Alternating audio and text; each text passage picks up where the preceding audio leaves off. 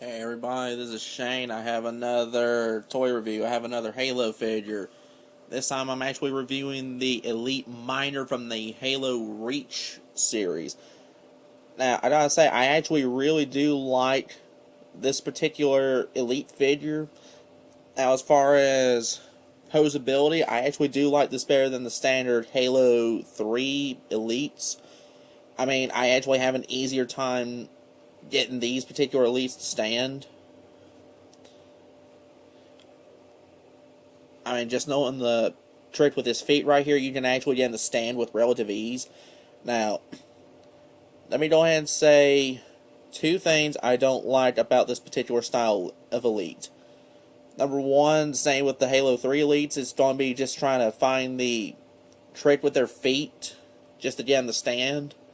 The other one, which is more pressing for me, is the helmet. While it is removable, on mine particularly, doesn't seem like it wants to stay on at all. As you can see, it just pops right off.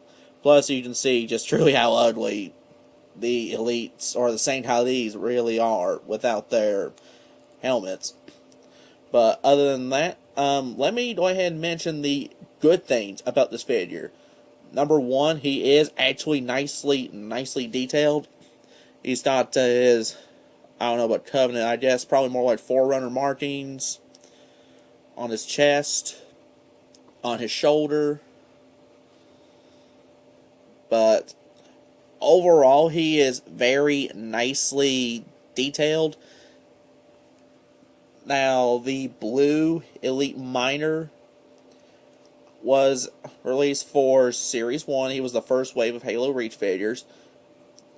This figure also got released as part of a exclusive 4-pack, which contained, I believe it was Emil, George, this Elite, and an exclusive green Mark 5B Spartan, which is basically a green Noble 6. Now, they've also redid this figure in kind of a medium shade of purple. He was part of a figure 2-pack. I don't remember what the Spartan that went with him was. And when they released Wave 2, your very first wave actually had an exclusive red Elite Miner. Now, the red Elite Miner is actually kind of hard to find. As I said, he was actually a first run only. So, if you find the red Elite Miner, get him. He is actually really hard to find. Now, the Series 1 blue Elite Miner, he came with the Kneeler. I just outfitted him with a plasma rifle, because to me that's more of a traditional elite weapon, is the plasma rifle. But first off, let me go ahead and mention his articulation. First off, let me remove the helmet so you can see. He has 2 points of articulation in the neck. He actually bends right at the base of his skull.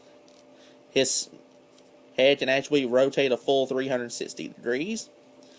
He's got another joint right at the base of his neck, so you can actually twist it left, right. You can kind of tilt it up, tilt it down a little bit. Now, as far as his arms, now they do bend up, they bend down, they fully rotate. He does bend at the elbow.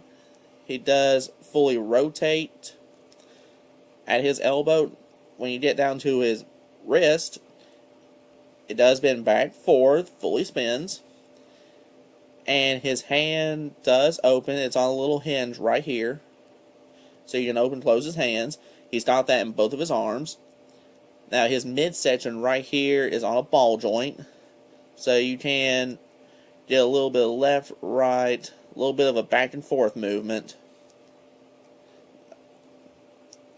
Now, as far as the legs are concerned, now he does fully rotate at the base of the hip. He does bend at the knee.